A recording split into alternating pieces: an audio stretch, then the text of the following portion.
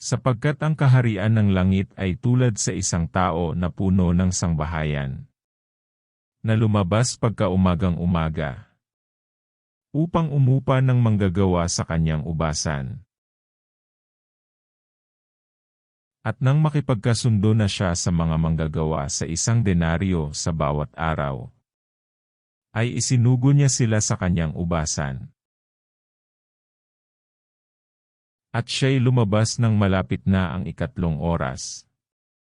At nakita ang mga iba sa pamilihan na nangakatayong walang ginagawa.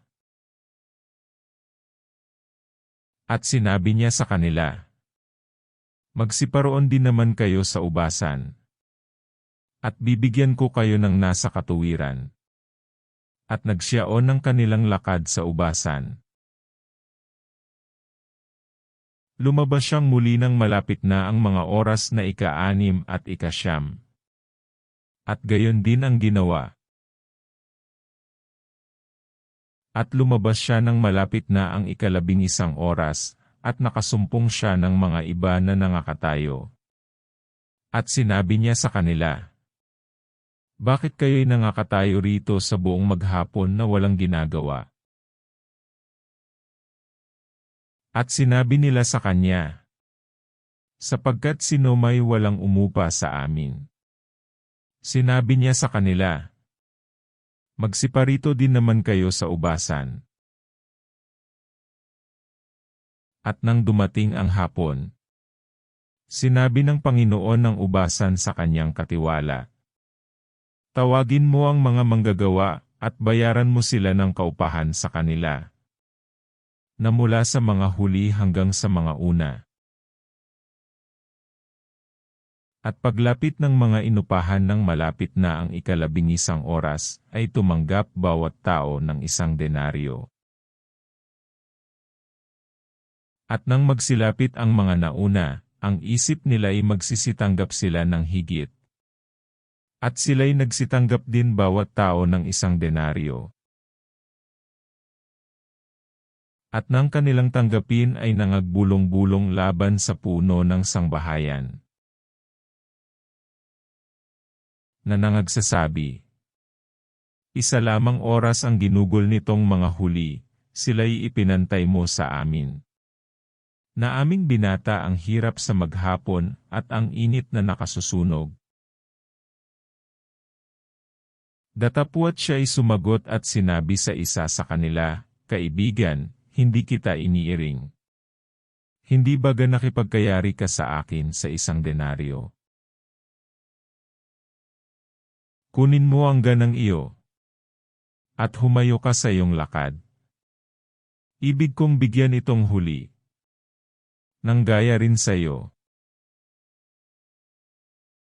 Hindi baga matuwid sa aking gawin ang ibig ko sa aking pag-aari? O masama ang mata mo, sapagkat ako'y mabuti? Kaya't ang mga una ay mga huhuli, at ang mga huli ay mga uuna." Samantalang umaahon si Jesus, ay bukod niyang isinama ang 12 alagad. At sa daay sinabi niya sa kanila, "Narito, nagsisiahon tayo sa Jerusalem. At ibibigay ang Anak ng Tao sa mga pangulong saserdote at sa mga eskriba. At kanilang hahatulang siya ipatayin. At ibibigay siya sa mga hentil upang siya'y kanilang alimurahin, at hampasin, at ipako sa krus. At sa 3 araw siya'y ibabangon." Nang magkagayoy lumapit sa kanya ang ina ng mga anak na lalaki ni Zebedeo. Nakasama ang kanyang mga anak na lalaki na siya'y sinamba. At may hinihinging isang bagay sa kanya. At sinabi niya sa kanya, "Ano ang ibig mo?" Sinabi niya sa kanya, "Ipag-utos mo na itong aking 2 anak ay magsiupo. Ang isa sa iyong kanan, at ang isa sa iyong kaliwa, sa iyong kaharian." Ngunit sumagot si Jesus at sinabi, "Hindi niyo nalalaman ang inyong hinihingi. Mangyayari bagang inuman niyo ang sarong malapit ng aking inuman." Sa kanya'y sinabi nila, "Mangyayari." Sinabi niya sa kanila, "Katotohanang inuman niyo ang aking saro. Datapwat ang maupo sa aking kanan, at sa aking kaliwa, ay hindi sa akin ang pagbibigay. Datapwat yaon ay para sa kanila na mga pinaghandaan ng aking Ama."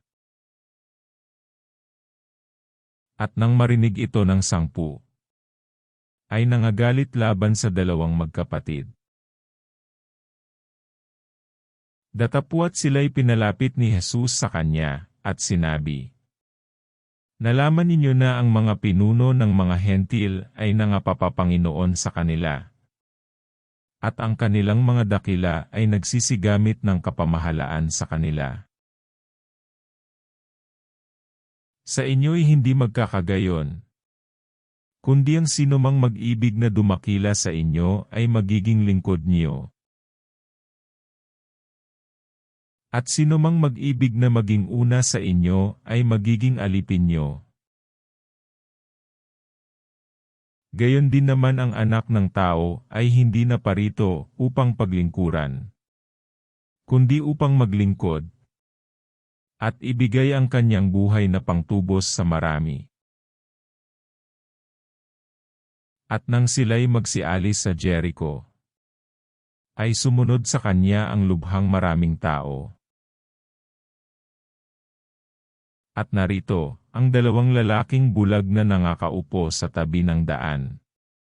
Pagkarinig nilang nagdaraan si Jesus, ay nangagsisigaw na nagsisipagsabi, "Panginoon, mahabag ka sa amin, ikaw na anak ni David." At pinagwikaan sila ng karamihan, upang sila'y magsitahimik. Datapwat sila'y lalong nangagsisigaw na nagsisipagsabi, "Panginoon, mahabag ka sa amin, ikaw na anak ni David." At tumigil si Jesus, at sila'y tinawag, at sinabi, "Ano ang ibig niyong gawin ko sa inyo?" Sinabi nila sa kanya, "Panginoon, na mga dilat ang mga mata namin." At si Jesus, sa pagkahabag, ay hinipo ang kanilang mga mata. At pagdakay nagsitanggap sila ng kanilang paningin. At nagsisunod sa kanya.